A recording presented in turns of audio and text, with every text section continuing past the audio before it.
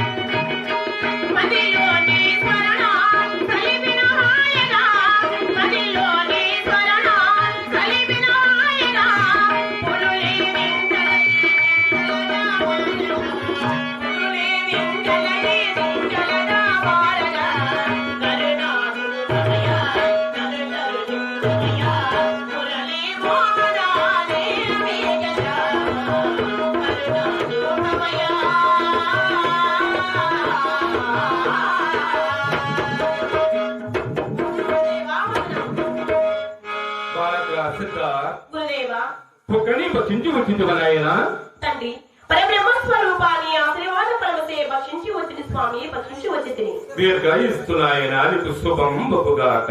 తన ఎలారా మీకు ఇంకొక కార్యము తెలిపెదను, దానిని సాధించగలరా నాయన? తన ఎలారా మన గ్రామము తూర్పు భాగమున 3 సరేళ్లున్నవి. అవి దాటిపోగా 7 కొండలున్నవి.